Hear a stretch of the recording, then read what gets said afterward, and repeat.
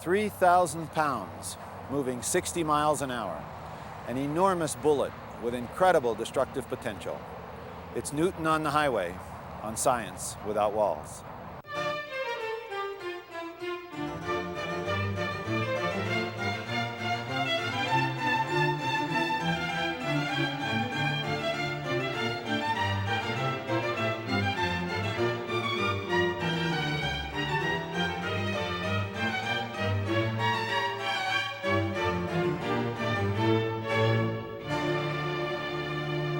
It's time for interstate physics. You put your life in the hands of Newtonian physics every time you get in a car. You deal with mass, your own and that of your car. You deal with speed and direction, that's velocity. You deal with acceleration when you press down on the accelerator pedal. And you deal with deceleration when you brake. You and your car are totally dependent on friction and resistance, those very characteristics of the natural world which so plagued Aristotle in his understanding of the basic laws and principles. Without friction, your car would not accelerate, nor would it ever slow down.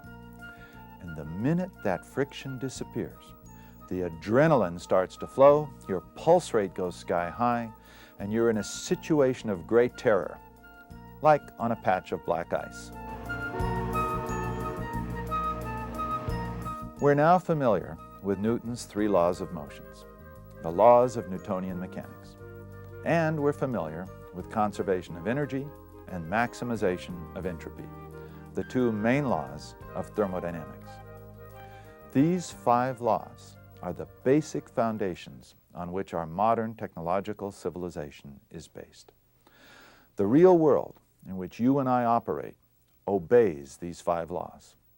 They're very solid. It's unlikely they'll be proven wrong, and you can generally bet on them with a great degree of confidence. Let's now apply those laws, together with conservation of momentum, to your interstate adventures. So first, let's define momentum. Momentum is mass times the velocity of that mass, m times v. If you're not moving, your momentum is 0. Well, since mass is conserved, and since due to inertia, velocity is conserved, it's a constant, assuming no forces are acting, then m times v is also a constant. So momentum, mv, is conserved. We can also think of momentum as being produced by a force exerted over some period of time, like this. First, let's write F equals ma, Newton's second law. But a, acceleration, is a change in velocity with time. So we can write the second law as F equals ma equals m delta v over delta t. Now here delta is a mathematical symbol meaning change in. So we'll add it to our list of math symbols. Now one more step. Since F equals m delta v over delta t, we can write, using algebra, F delta t equals m delta v. So force exerted over time produces a change in momentum. No force, no momentum change. Now back to the second law again for a second, but this time we'll multiply both sides of the equation by delta d, a small distance. So F delta d equals m delta v over delta t times delta d. But delta d over delta t is just velocity. So F delta d is change in momentum times velocity. So force times distance also gives a change in momentum. But force times distance is work. So changes in momentum, changes in work, and application of force are all very closely related. Momentum and energy are really just different ways of looking at similar things. One way is to look at it from a time perspective. That's momentum. And another way is to look at it from a distance perspective, and that's work. If we're sitting on our duff, hopefully mentally very engaged, but not moving anything, we are not doing any mechanical work, not in the eyes of Newtonian physics. Work to physicists means a force exerted over a distance. If mass is pulled or pushed over some distance, then work has been done. When you walk or run, you are doing work. You're moving your body, all 100 to 200 pounds of it, some distance. Work takes energy. In fact, in physics, work and energy are often synonymous. We use the same fundamental units to express both quantities. We often say that energy, both potential and kinetic, is the ability to do work. Energy can result in work, or it can be dissipated without doing work.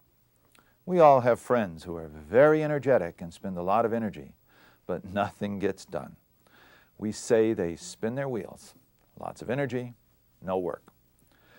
But when work is done, energy was expended in getting it done. Energy and work are very, very closely related.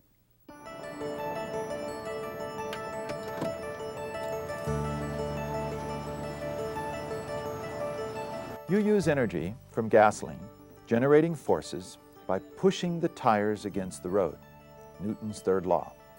The force generated by Newton's second law produces acceleration, which gets your car moving. Because of air resistance and other frictional losses, you have to burn gas, supply energy, to keep the car moving, to generate the force to overcome the de-acceleration forces due to the resistances. If you turn off the engine, put the car in neutral, yes, it coasts by inertia, but the resistance forces eventually decelerate it, slowing it down.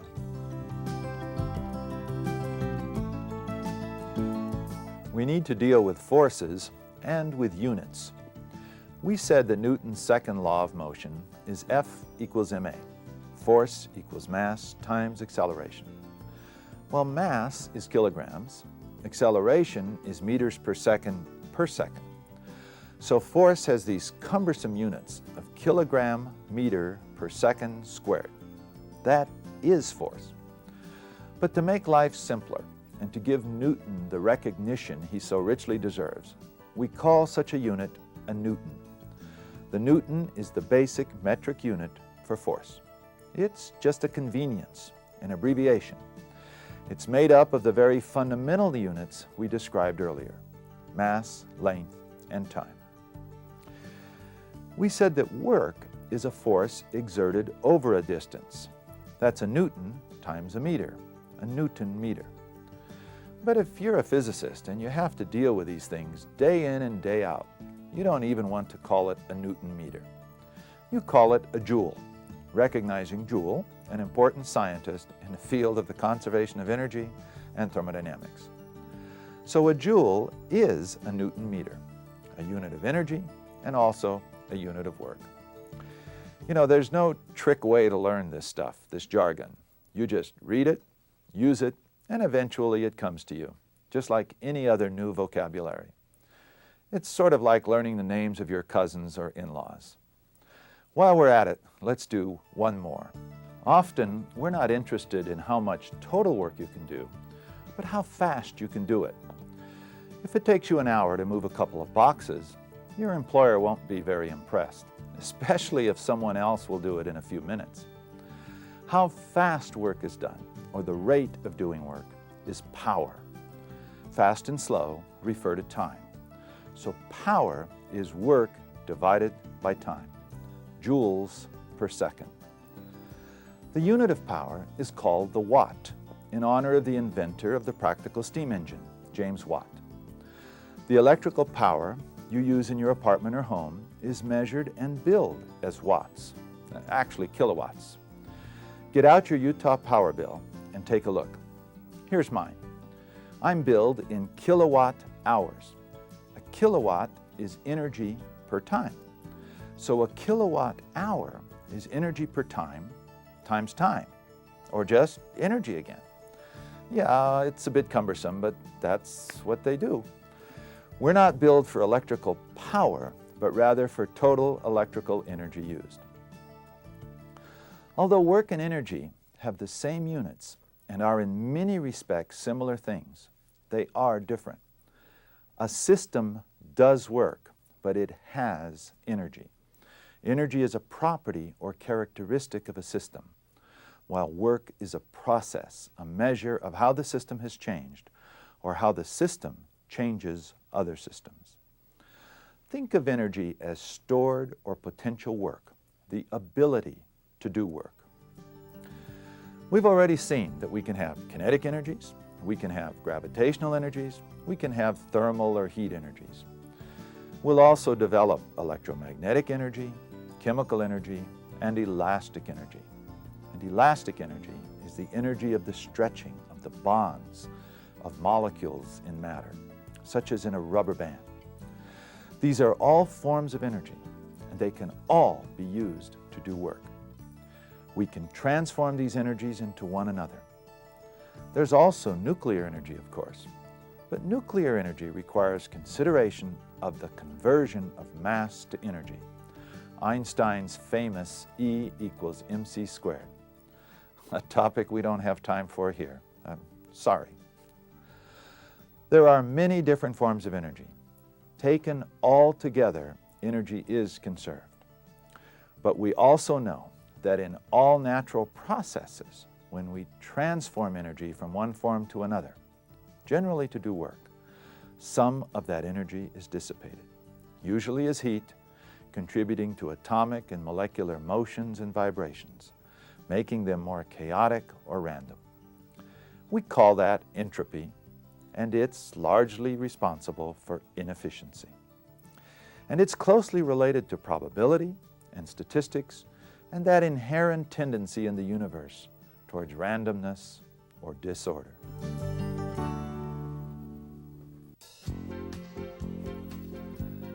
So, just how efficient or inefficient are things? Surprisingly inefficient. The advanced, highly efficient steam engine developed by James Watt was about 3% efficient. 97% of the energy generated was simply lost. A modern steam power plant can be up to 40% efficient. The gasoline engine in your car, about 30%. Diesels are a bit better. Someone might tell you that electrical energy is very efficient, that an electrical motor is very efficient. And that's true.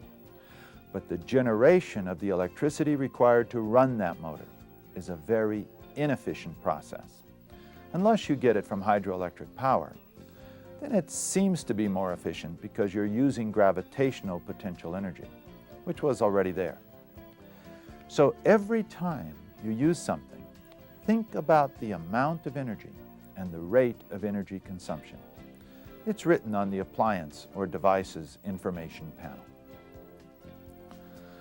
Moving objects have kinetic energies and they have momentum. But remember, although momentum is conserved, kinetic energy is not conserved. What's conserved is total energy. And that total energy has to include any energy lost or dissipated as heat. Energy can appear in other forms also, not just potential, kinetic, or heat.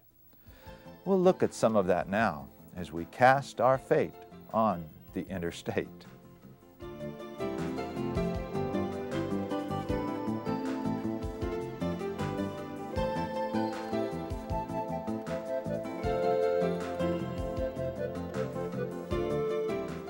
When you drive Interstate 15, or any of the other major highways along Utah's highly urbanized Wasatch Front, you deal with Newtonian mechanics, and you put your life and your health on the line. You have a finite reaction time. Take a small card, have someone hold it, and then release it. Try to catch it. No matter how good or alert you are, your finite reaction time requires about a full second to sense, perceive, and respond. And in that 1 second, Earth's gravitational force has accelerated and moved that card 6 or more inches. So let's assume you're traveling about 65 miles per hour, that's about 100 kilometers per hour, on the interstate, and you notice something. A problem develops instantaneously.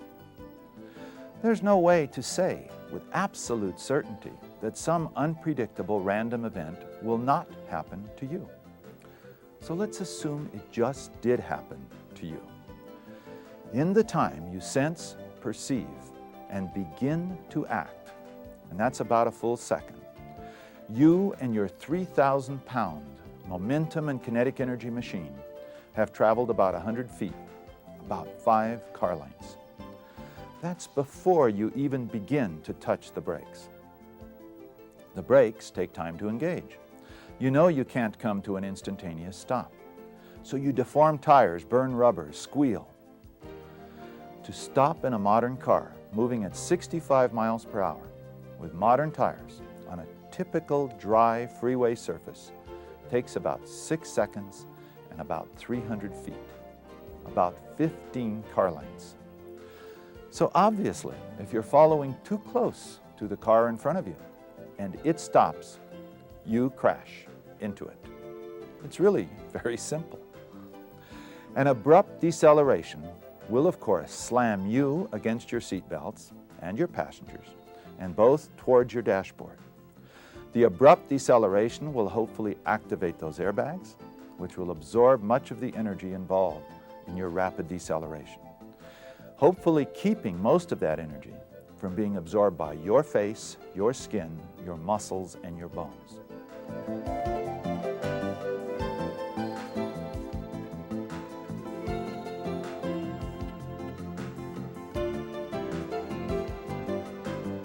You see, all of that kinetic energy has to be absorbed and transformed.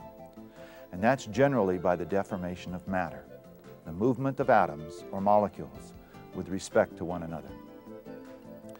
Deformation, of course, occurs in the car itself. Sure, cars are now designed with bumpers and special construction to crumple up, absorbing energy in the process and helping to dissipate that immense energy which you had under your control up until a few seconds ago.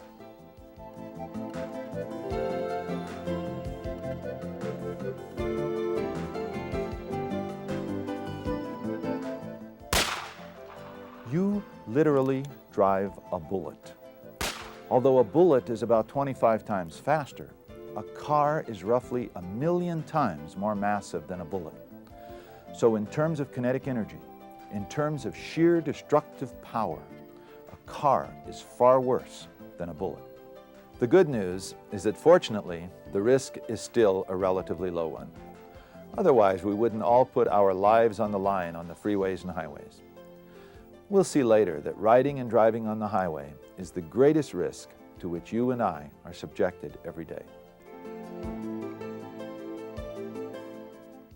So if you're really worried about many of the risks you read about in the paper, asbestosis, radon, breast cancer, lightning, air pollution, water pollution, all of which are significant and important, then you shouldn't drive or ride in cars. Because the risk in a car is a far greater risk than the others to which you are normally subjected.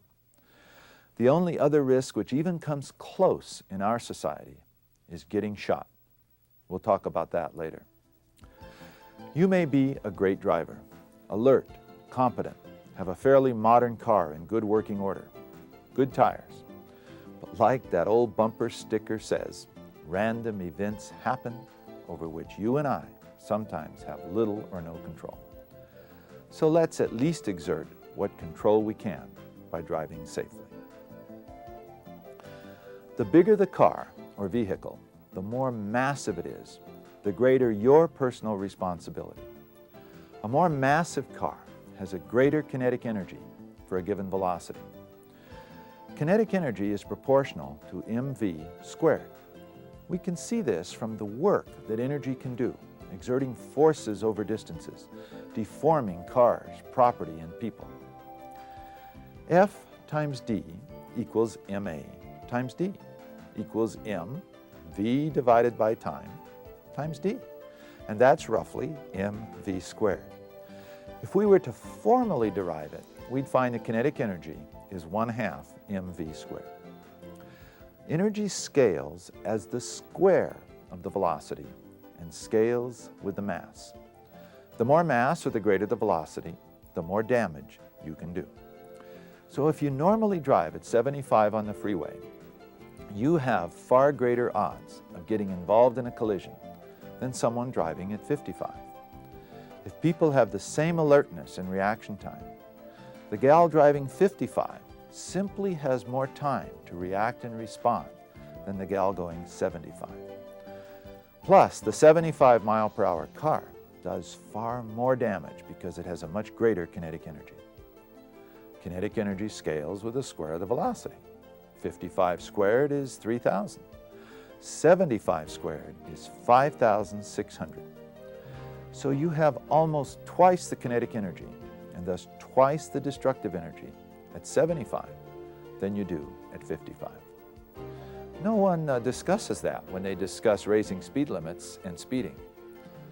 And if your alertness or reaction time is compromised by kids, pets, cosmetics, cellular phones, or eating, then you're an even greater highway hazard. If we ask you how fast you're going right now, you're probably sitting on your duff in front of the TV, hopefully attentive. You're not moving. Your velocity is 0. But the Earth's surface and you are traveling at about 1,000 miles per hour. You're on an Earth which has a circumference of 40,000 kilometers, about 24,000 miles, and any point on that circumference, including you in your chair and me in my chair, is moving every 24 hours, some 24,000 miles. So that's 1,000 miles an hour. Relative to the Moon, or perhaps Mars then, we're really hauling. But relative to some observer outside our solar system, we're also moving around the Sun.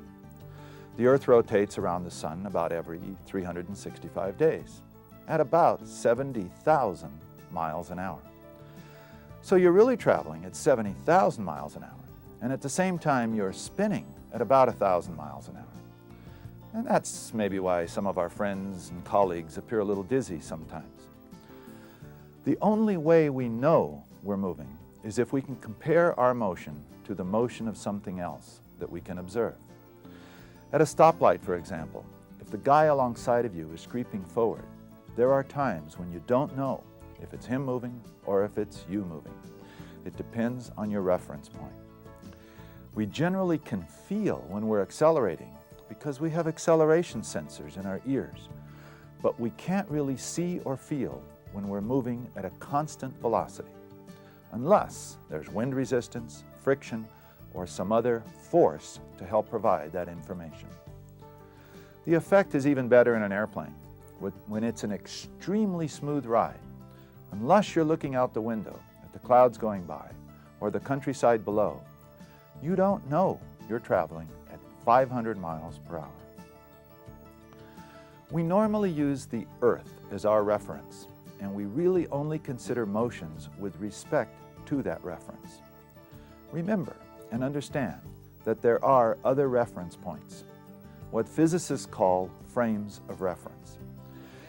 If you were an astronaut on your way to the Moon, or on your way to Mars, or even on your way up in the space shuttle, you have to consider those other frames of reference. Liftoff. We have a liftoff. 32 minutes past the hour. Liftoff on Apollo 11. Well, that's it for Newtonian mechanics, for motions, accelerations, for gravity, inertia, and those wonderful forces and fields that fortunately maintain our solar system and our planet. We have to move on to forces and energies beyond that are also important in our everyday world. So on to electricity and magnetism. Drive carefully.